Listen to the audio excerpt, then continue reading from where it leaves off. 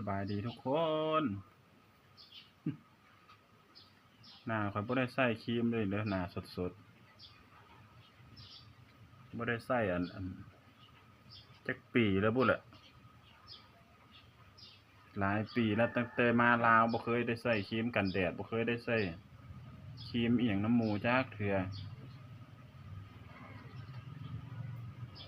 ตอนอยู่ไทยขาวหน้าใส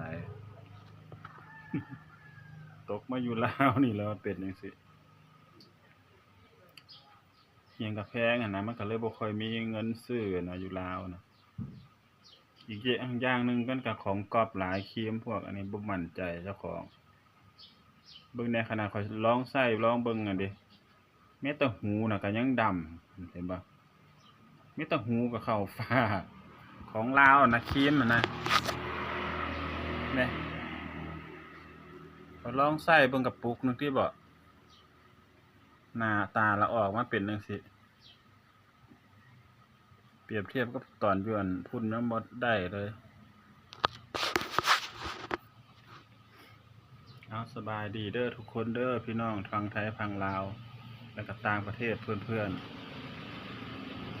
ฝูงอยู่ต่างประเทศเด้ออยู่ลาวน่ะข้อยบ่กล้าใช้ครีมน่ะข้อยยันถูกแต่ของปลอม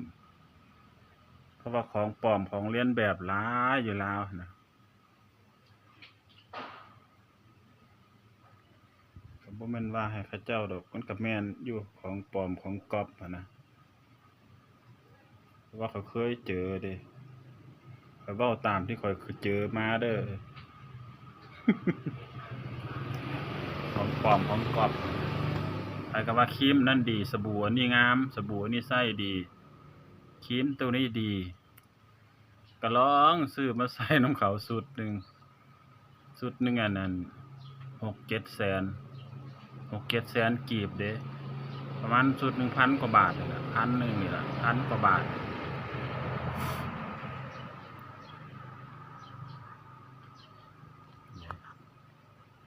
ก็บ่เห็นผลอิหยังแฮ่งเพิ่มผลเข้ามาให้อีกซับ บ่คือของไทยนะของไทยนี่ใช้นี่โอ้ยหน้าน่ะตึงขาวใสเนียนบ่มีห้อยย่นห้อยหยังเด้ครีมอยู่ไทยอะนะครีมอัน